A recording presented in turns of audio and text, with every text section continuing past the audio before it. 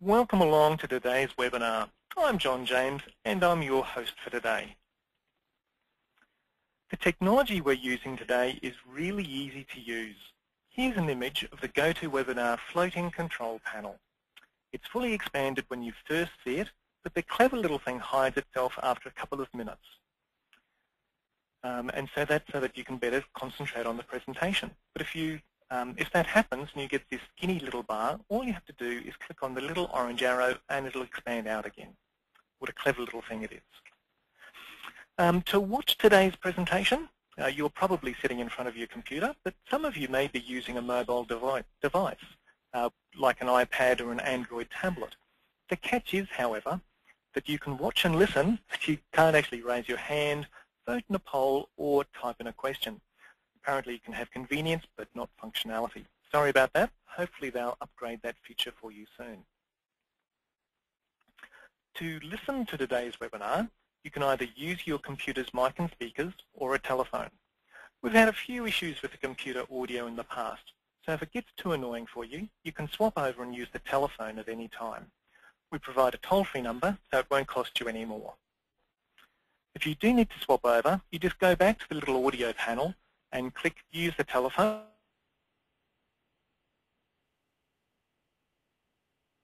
And make sure that you enter the ones from your panel, not mine, because we all get personalised codes.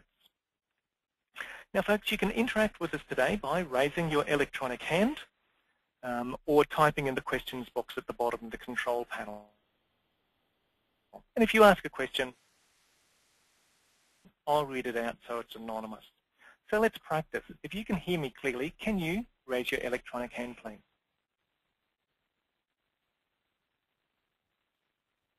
Great, okay. Nice to see that we've got a live audience. And if you click on it again, it'll lower your hand. Great, thanks for that, everyone. Now, to get the most out of today's presentation, I suggest you turn off your email and tune into what our presenter is saying. Take notes as we go along and jot down some questions as they come to mind and type them into the question panel. Today's presentation is being recorded for you so that you can view it afterwards. So don't worry if you don't catch every word. I'll send you the link to that and also the presentation slides in the next day or so. It's great that you've been able to join us live for this webinar, as you'll be able to ask the presenter the questions that you want answered. So, folks, let's get a quick snapshot to see where people are from. So if you can now vote on this poll, please. So just indicate where you're normally located. And it's great to see we've got a wide range of people here. I can tell from your registrations we've got people from Albany in WA up to Alice Springs, Billawheeler, Broome, Katherine, Kununurra, Longreach and Mackay, Marlborough, Melbourne, Normanton, Roma, Sydney, Tennant Creek, and even here in Toowoomba. Okay, folks, so thanks for voting. I will now close that and share the results.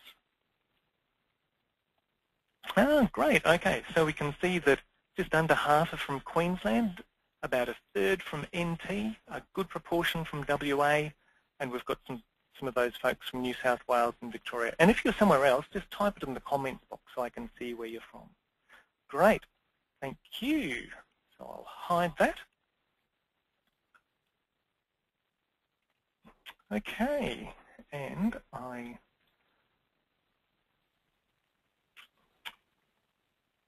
wonderful. Okay, so in just a moment we'll be hearing from today's guest presenter, who started work in the Northern Territory pastoral industry back in 2003. She spent 3 years in stock camps before joining the Katherine pastoral production team with the Department of Primary Industry and Fisheries in 2006. She is passionate about rangeland and beef cattle research and is committed to extension activities that help pastoralists achieve a more profitable business. So, ladies and gentlemen, it gives me great pleasure to welcome Trisha Cowley to our webinar today. Thanks for joining us all the way from Katherine today, Trish. Over to you. Thanks, John, and hello to everybody out there listening today. I see a few familiar names on the list, so nice to have you listening in. So today I hope to cover the results from the Hayfield producer demonstration site. And I'd like to start off just by thanking the organisations and people who made it possible. First and foremost, MLA, who sponsored the producer demonstration site. Also to Hayfield Station, of course, where the trial was carried out, and who donated a lot of their time and mustering costs towards getting the trial done. Also to Alenco, who donated the large majority of the HGPs for the trial, and also to the Northern Territory Government with a lot of in-kind support. Just a quick run through of what we'll cover today. I'll start off by going through the ABCs of HGPs, apologising to anybody out there who already has a very good handle on HGPs, but for those that don't, it's quite important to have a bit of an understanding of the key principles, which will help to put the context of the results, put the results into context. I'll then briefly talk about the trial design and also Hayfield Station for those who are from all over Australia and mightn't have a good understanding of the environment and of the production system that the trial was run under. We'll then briefly cover the growth results and the last section, we'll have a gap in between those sections for questions, and in the last section I'll cover the actual return in dollars for each of the strategies, and also briefly talk about HGP loss and cover off with the key summary points from the trial.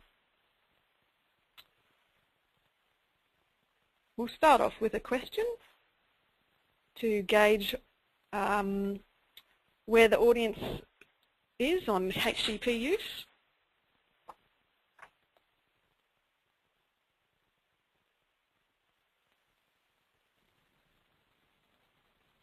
I'll hand over to you, John. I can't hear you at the moment. That's okay. So I see that most people have voted, so I'll close it off in 3, 2, 1, and I'll now just share those results with everyone. So Trish, it's interesting that, let's see, 20% have used, they currently use HGPs, and 30% are saying that they have in the past but not now, and there's 40% who have never used HGPs, and 10% are saying, what the heck are they?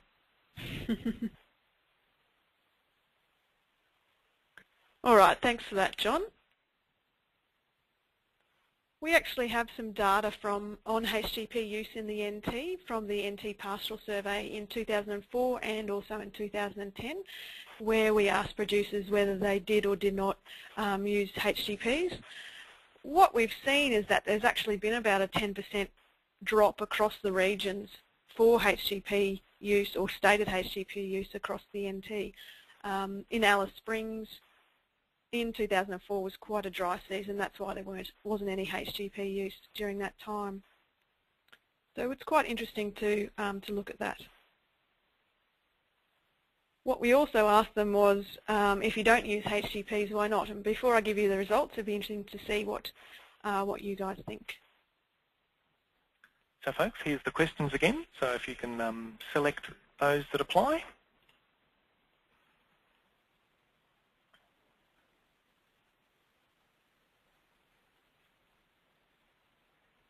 Okay, I can see that most have voted there now, so I'll just give you 3, 2, 1, and I'll close it off. I'll now share those results with you. So Trish, it seems as though 60% are saying it's because of market access, 20% are saying that they're opposed to hormones in food products, and 20% are saying for some other reason. Okay, thanks, John. Well, that's interesting. It is a little bit of a different story for the NT, and that's obviously due to the different markets that our typically the top-end sort of cattle target. So for Alice Springs, which many of the cattle do go into the domestic market stream compared to further north, their major reason for not using HGPs was market. However, for the Katherine and top end, the major reason was a perceived lack of benefit or of profitable return from HGPs. The Barkly was a little bit interesting in that the major reason was due to a lot of company properties actually sending weaners across into the Channel country where they were then implanted with HGPs, so they weren't implanted on property.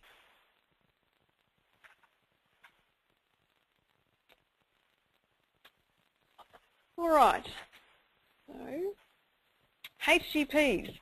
Well, has been a lot of research done on HGP use. A lot of the research that I've come or will have looked at has actually been done in Queensland, and certainly that research points to HGPs reliably increasing growth.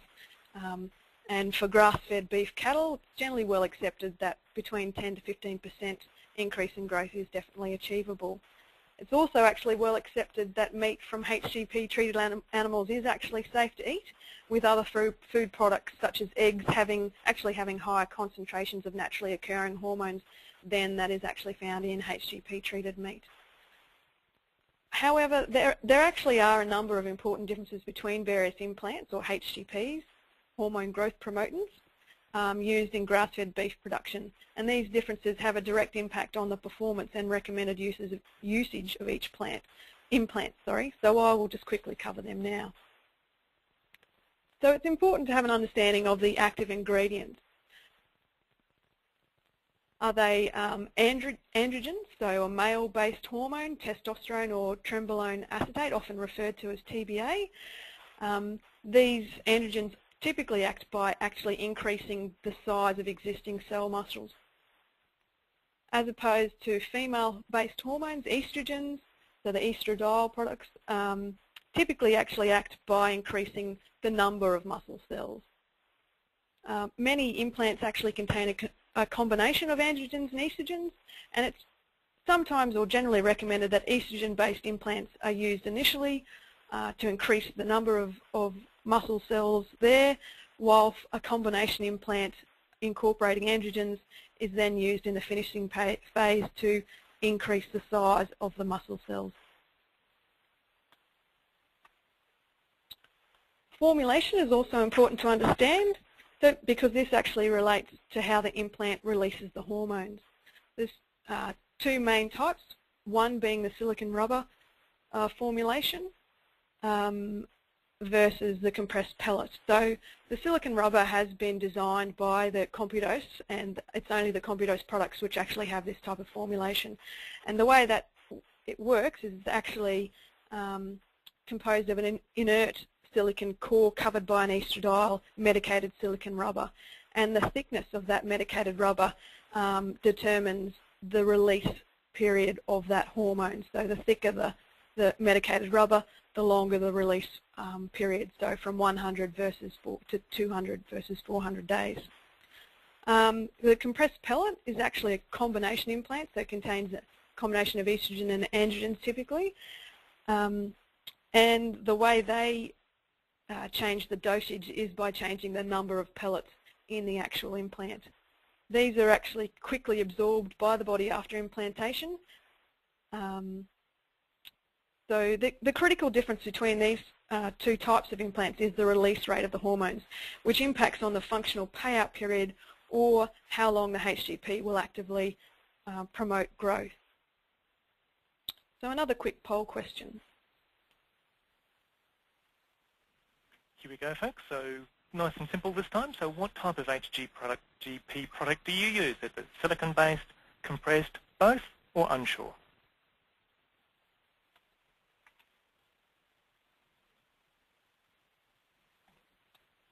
Okay, I see most people have voted, so I'll just close it off in 3, 2, 1, and I'll now share those results with you. So Trish, we can see here that, yeah, 83% are using the silicone rubber, and 17% are saying that they use both. Yep. Okay, thanks for that. In the NT, the most commonly used implant is definitely the silicone-based as well. So talking about the functional payout period, the compressed pellets, as you will see, actually the hormone is released over a much shorter time period than what the silicone rubber coated implants can provide. So generally it ranges between 70 to 120 days that compressed pellets will release hormone, or their functional payout period will be, and on average we sort of assume about 100 days.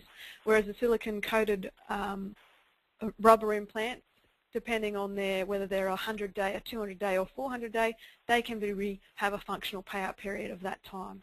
So that's quite an important distinction. Other principles of HGPs to keep in mind is that the better the base growth rate, the better response to HGPs that you'll occur. So animals that are growing quite well through a wet season, for example, you're going to get a better response to the HGP than animals throughout the dry season when growth is more limited. Another major principle is once you start an implantation program, generally recommend that you don't stop until that animal has reached slaughter or until a sale point for you to maximise the growth response that you can get over that time. There's also been quite a bit of some research done in Queensland looking at the use of using multiple shorter acting implants versus one longer acting implant. So for example, Bob Hunter compared 4 100-day CompuDose implants put in sequentially over a 400-day period compared to one 400-day, and that actually equated to a difference of about 20 kilos in growth. So I think the 400-day gave a 21 kilo return or growth advantage compared to no HGP, whereas the 4 100 days gave a 45 kilo advantage compared to the no HGP group. The other thing to be aware of or to think about is that the actual release rate of the hormone does vary over the lifetime or the functional payout period of that implant. So this diagram actually refers to the trial I was just talking about. So the dotted line shows the release rate of the hormone for the 400-day, and then so you can see it's quite a high release during the initial phase and then peters out to a steady rate over the life of the implant, versus the 4 100 days where there's more peaks of that high release rate, which we believe is the reason for getting a higher return from those shorter acting implants. Now, the important distinction to make about those sorts of strategies is they were actually achieved under a continual positive growth, where you're actually expecting maintenance or perhaps even negative growth. This is not potentially going to be a more profitable or a more, you're not expected to get more growth response from using shorter acting HGPs. Okay. So folks, this is an opportunity for you to ask some questions or to make some comments. So just type them in the bottom of your little floating control panel. So if it's hidden, just click on the little orange arrow and it'll expand back out again, and just type your questions or comments down the bottom.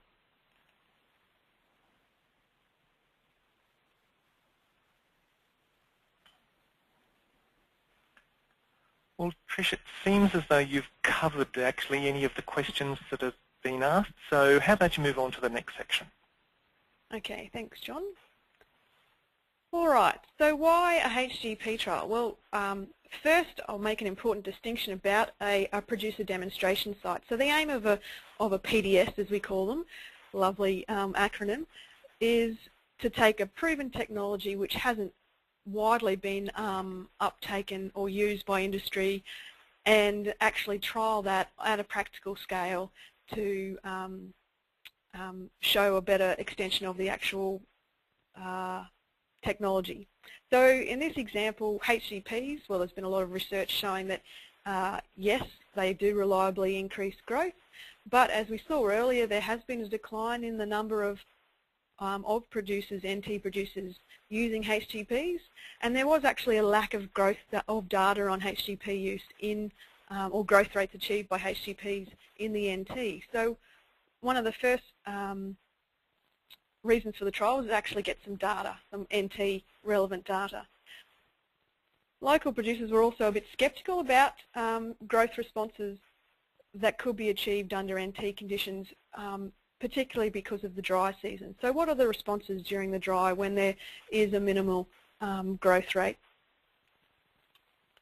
And if growth was actually so low during the dry, perhaps we were better off just putting in a HGP over the wet season. There was also at Hayfield Station, I'll talk a little bit more about Hayfield soon, there was an opportunity at Hayfield to trial some shorter acting versus longer acting strategies.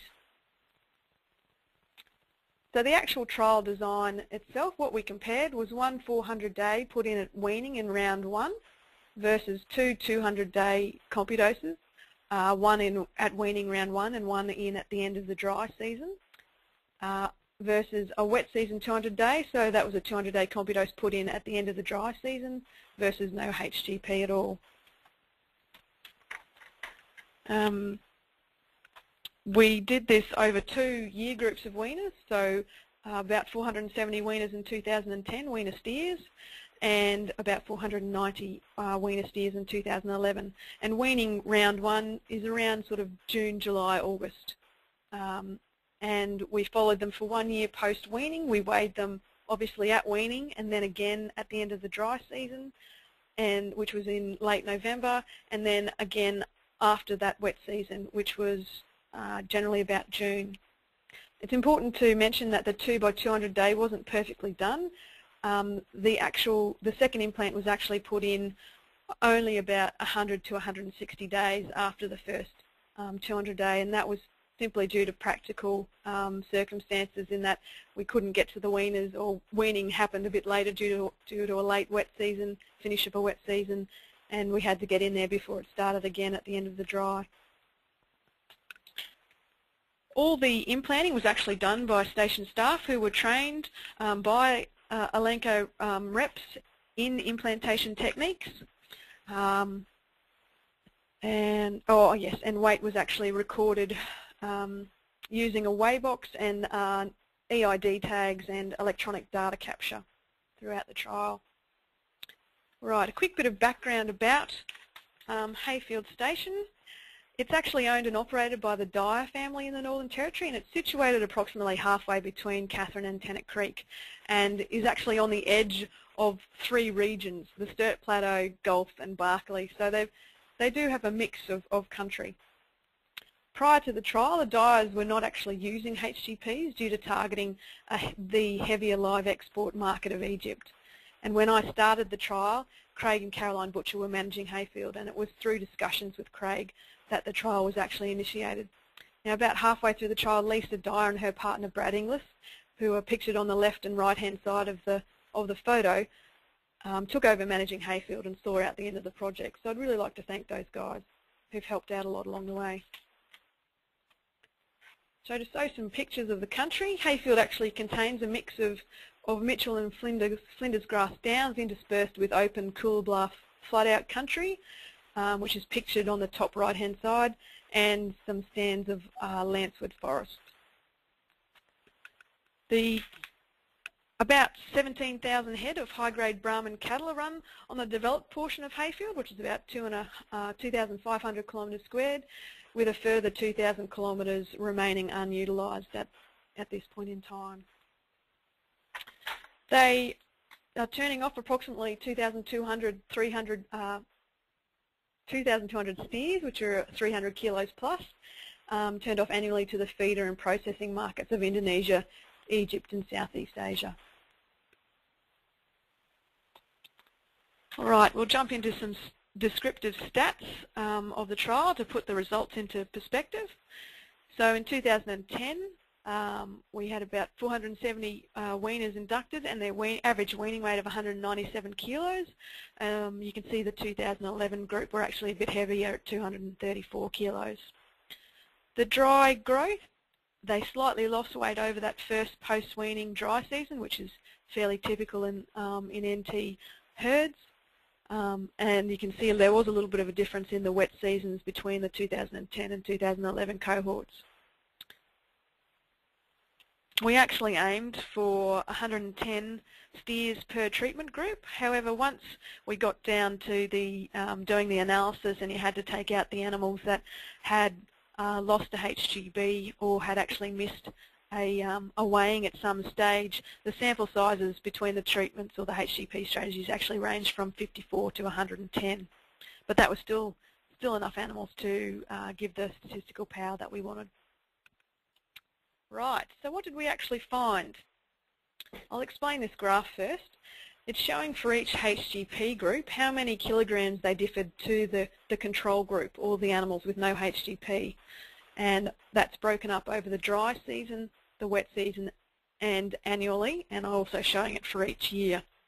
The first thing to point out is that across each seasonal period and across both years, all HGP strategies resulted in significantly higher growth than the no HGP group. However, while there were variations in weight advantages between the treatments or the strategies, these were actually not significantly different, which means that based on the data we collected, the HGP strategies resulted in a similar growth response, i.e. none were superior in terms of live weight gain. So while you can see a little bit of variation, that actually isn't a significant variation in weight change. The dry season itself, interestingly, there actually was a small advantage of the HGP, even though those animals were slightly losing weight over that dry season. It probably does appear strange that the wet season 200-day actually had less weight or lost a little bit more weight than the control group. This is actually just a bit of random variation. It's not significantly different from the control, but they were lost about 2 kilos more than the control. This isn't significantly different, it's just variation that you see. The other interesting thing to point out about the dry season weight advantage is that that advantage alone paid for the HGP. And I should also point out the wet season 200-day, they were like the control because they didn't actually have a over the dry season, because they didn't actually have a HGP put in until November. The wet season, as you can see, and as we expected, the bulk of the growth advantage actually occurred during the wet season when the maximum growth is occurring. So that's confirming the principle that the higher the base growth rate, the better the live weight gain advantage attained. During the wet season, there was a trend, non-significant, but there was a trend for the wet season 200-day to outperform the 400-day and 2x200-day. And what we're actually seeing there is a bit of compensatory gain occurring here because they didn't have any sort of HGP, they didn't have a HGP during that dry season. It's also important to mention that any animal that had lost a HGP, they're not actually included, or their data wasn't included in this analysis. So that actually equates to a 12 to 18% growth response for those strategies. So for all those HGP reps out there who quote 10 to 15%, they're actually not full of hot air. They're spot on. Time for some more questions? Okay. So folks, again, if you just type the questions in the bottom of that floating control panel, just click the little orange arrow and it should reappear for you. And we do actually have a question here already for you, Trish. So it's talking about what effect the HGPs have on MSA. So the full question says, if we're trying to grade MSA, is male or female HGP better, as HGP have a negative effect on grading? What are your thoughts on that? Okay, now this is a little bit out of my realm of expertise, considering we don't have to deal with, well, not many people in my, well in fact no producers in my neck of the woods send cattle for MSA grading, they all go live export. But my understanding is that estrogen-based HGPs actually have a lesser impact on meat quality than the androgen-based HGPs, particularly TBA, which is a more aggressive hormone growth promotant. However, whoever did ask that question, if you could send me an email at the end of the webinar, you'll see my email address, and I'll get back to you with some more accurate information if you would like. That's good, okay. Thanks for that, Trish. Well, that's all the questions at the moment, so let's keep going. This is now your third and final section, isn't it? Yeah. All right, so it's all well and good to talk about a growth advantage, but what does that actually mean in dollars return, which of course is the most important thing.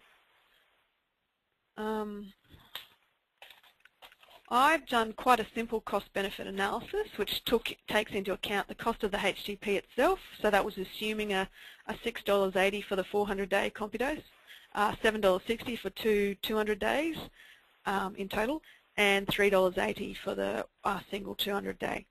I was assuming a $1.80 per kilogram sale price, and I was also assuming a mustering cost. So as the 400 days put in at weaning, I haven't added an extra mustering cost because those animals are being handled and the HGP goes in during the branding process. So that's not an extra cost.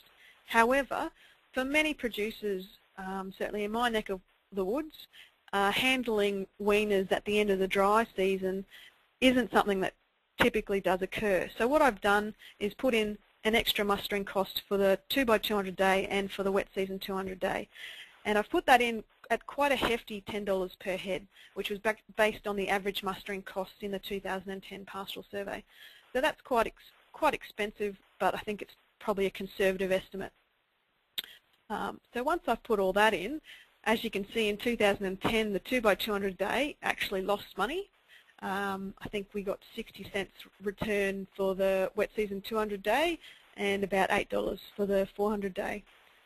2011, due to the higher growth that we got through that annually, you can see the 400 days coming out as quite cost effective at $24 and still definitely outcompeting the 2x200 in wet season. I did a bit of back of the envelope calculations, and for the wet season 200 day to make the same return as the 400 day, mustering costs would actually have to equal $3 per head, which is certainly quite possible to achieve, especially if you're trapping on waters and not using helicopters. Also, the 2x200 day could only equal the return of the 400 day if the second muster had to occur for another reason. So you weren't actually having to add on an extra or assign an extra mustering cost for that HGP. What about whole of life? So I mentioned earlier that it's recommended that once you start a HGP program that be continued through until point of slaughter or point of sale.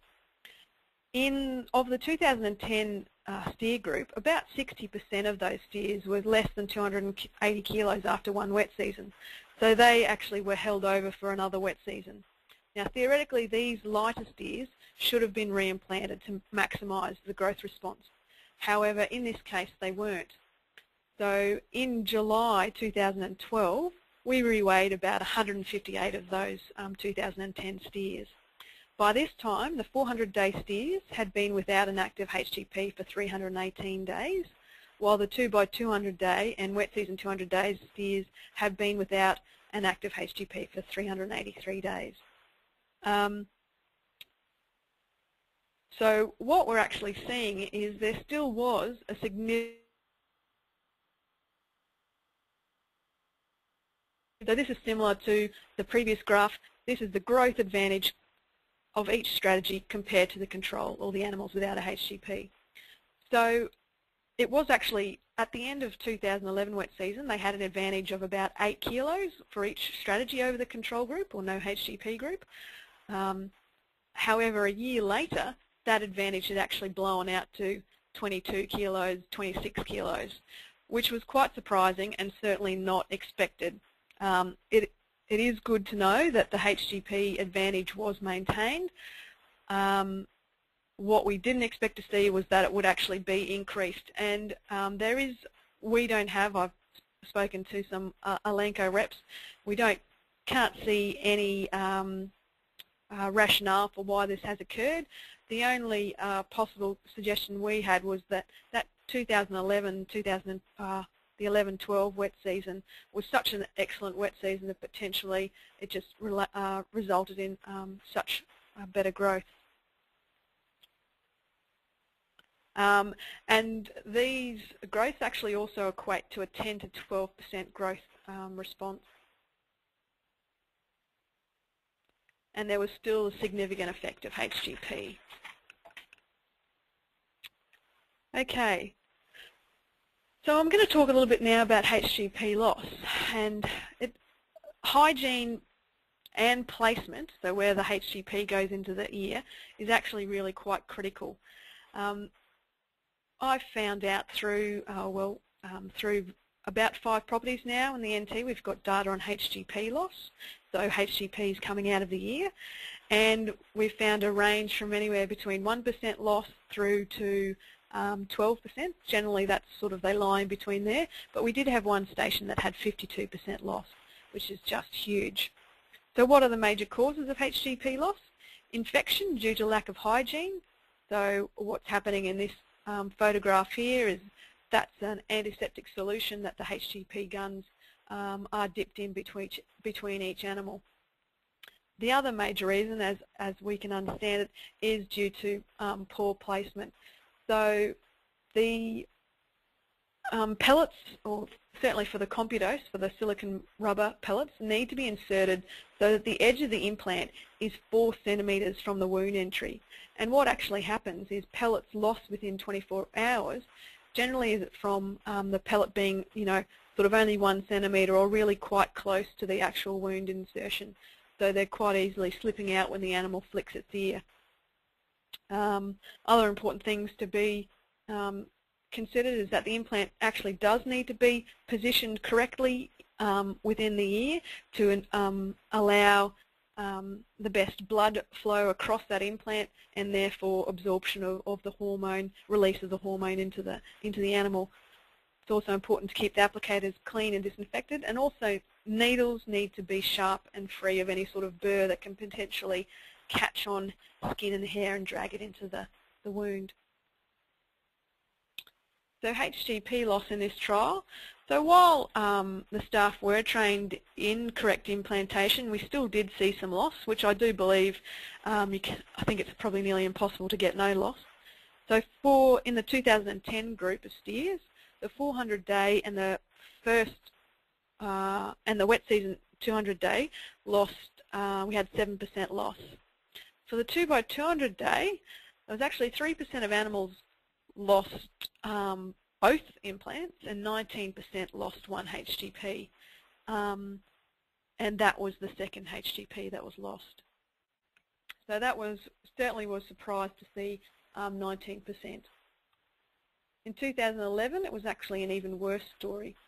In the implant at weaning, so the one in the first implant for the 2x200 day and the 400 day, there was 8 and 9% loss. So that's, I've come to accept that that's kind of within the acceptable range. But then when it came to the implants that were put in at the end of the dry season, so in November, we actually got 38% loss in the second 200-day implant for the 2x200 day, and 25% loss in the wet season 200-day implant. I was pretty shocked to see that data. I thought we'd done everything. I thought it had been done well. The only theory that I can put on it, and it's just a theory because we can't prove it, was actually we finished about lunchtime implanting that day, implanting and weighing, and earlier or later that afternoon it started raining, and it actually didn't stop rain. Well, it rained quite consistently for a week, and they got about 300 mils over the next 7 days. So my theory, and that's all it is that those wet sort of and humid conditions actually potentially led to higher infection rates. We certainly don't recommend any sort of dehorning or castrating during that rainy period or even in the humid build-up because of the increased risk of infection. So I'm thinking this, a HGP, there actually is a small wound at the insertion site, so potentially that did lead to higher loss or through higher infection. But we really don't know what actually did happen there. Correct implantation definitely does pay. So if you take into account the opportunity cost, so the cost of the implant itself, then you consider the lost weight gain per steer in dollars, so total kilos, dollars sale price by total kilos that could have been gained. That actually equates to a total opportunity cost of between $29 to $37 based on the growth rates in this particular trial. So it's certainly quite easy to have staff trained and to take a little bit more time during implantation. It's certainly worth it when you're talking $29 to $37 per head opportunity cost. When I thought about, well, HGP loss, let's add that into the return per head. So all I did was I took from the slide we saw earlier on total return per head for each HGP strategy, I then multiplied that by, added in a HGP loss element. So for the 400 day, I assumed that was you'd get 8% loss across all animals, and that brings that sort of the average return per head back down to about $11. By the 2x200 day, I actually put quite a high loss in there. I assumed a 25% loss, simply because, or in one implant, based on the data that we had. I certainly would hope that it can be done better. Because it was such a small return in the beginning, this didn't have a great impact. And the wet season 200 day, I also assumed quite a large loss, I think of about 20%. And you can see that that also had an impact on the total return per head. All right, so summary points, or the main points.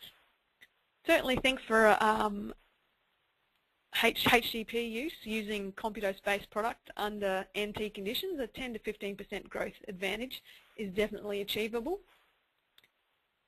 What we certainly saw was that the real payout of the HGP happened over the wet season when growth was maximised. Interestingly, the dry season growth advantage from the HGPs actually paid for the HGP itself. The 2x200 day strategy, it's not going to give a better return when growth is limited over the dry. The wet season 200 day actually gave as good of a growth advantage as the 400 day put in round one. Well, extra musters, they certainly do need to be carefully thought about in terms of implant strategies and the potential return that you're going to get for that strategy. The weight advantage was actually maintained after the HGP stopped acting. And finally, and this is particularly relevant for NT producers targeting a live export market where we have an actual 350 kilo limit, for a lot of producers, once the wet season starts, they won't be able to move any steers until the end of that wet season. So I would advise it should be taking into account the effect of the HGP when determining whether steers will actually go over that 350 kilo limit by the end of the wet season. Questions that I think still need to be answered or have been raised by this project. Definitely some producers around here would like to look at some other HGP strategies. So implanting of calves makes a lot of sense because they're under the best growth that they'll probably be under for their lifetime until they get into a feedlot anyway. Also, what about the use of combination implants over that wet season? The only reason I haven't considered it here was we only had a certain number of steers to work with and we wanted to try and get 100 per strategy, so we only ended up being able to do 4 strategies. And what about whole of life? If we had have reimplanted those lighter 2010 steers, would it have been worth it? Would we have ended up with even more growth again?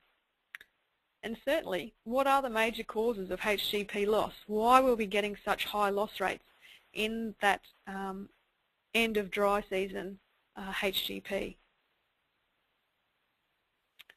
And time for some more questions. Yes, okay. So, Trish, it was at Hayfield that was the producer demonstration site, wasn't it? Yes. So what HGP strategy are they implementing today? Well, they're still considering. As I said earlier, they do target Egypt, which has certainly been in the news lately. They weren't using HGPs because of that fact. However, they do send a proportion of their lighter steers to the Indonesian live export market where HGPs are currently acceptable. So they're at the stage of considering, what they're considering in looking at doing is putting a 200-day in at the end of the at the end of the dry season. Now, why this is going to work for them is they actually already handle their steers or their steer and heifer weaners at the end of the dry season. What they do is they put them all out into a paddock for the dry season. They muster them back in, draft them off into steers and heifers at the end of the dry season and put them into a wet season paddock or into a paddock for the wet season where it's actually a red soil paddock, so as opposed to putting them in a black soil paddock during the dry season. So because they've already got that extra handling there, it's not an extra cost to them, or much of an extra cost to put it in a HGP. It might be a couple of hours extra in the yards to do that. So that's what they're considering doing based on the results of the trial. Okay, thanks, Trish. There's another question here about asking if there are any HGP protocols for the different live export markets. Well, I have sort of answered that one. HGPs to Egypt, while I've got to get my wording right, while there isn't any written protocol saying HGPs won't be accepted, that's not documented for the Egypt market. There has always been an understanding that they were a HGP-free destination, and unfortunately in the recent past there was obviously some confusion, and animals with HGPs did end up going to that destination. I believe that we're in the process of negotiating that and coming to a new understanding, and I'd say it will continue to be a HGP free destination. Indonesia, so that's our largest live export market. There's nothing written anywhere about HGPs in terms of protocols, so it's accepted that it is a HGP. Animals with HGPs are able to be exported to Indonesia. The interesting thing is that Indonesia itself can't buy HGPs apparently. Okay, good, thank you. You're doing very well for questions, Trish. So there's another one here now asking, have you done any trials on the different types of HGPs for male and female cattle? Okay, I assume you're talking about maybe the androgens versus estrogens perhaps in steers and heifers. What I will start off by saying is that HGPs are not recommended for use in breeding cattle, and that we have had some research in the NT where a producer thought, okay, if I can lift my heifers by an extra 10 kilos through the use of a HGP, will that mean I'll get an extra 5% or something heifers pregnant after the first mating season?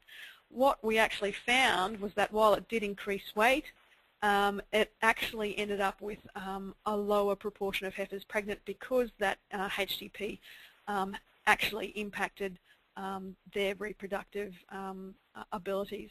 So if it's a breeding heifer, I definitely would not be putting a HGP in it.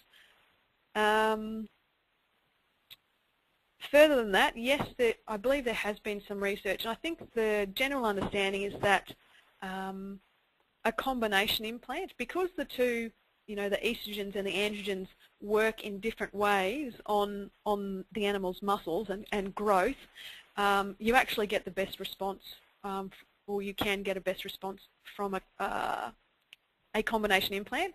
The only problem is it acts over a shorter period of time, so that needs to be considered. But I don't believe, or I don't believe there's any difference in using them between males and females. Okay, thanks, Trish.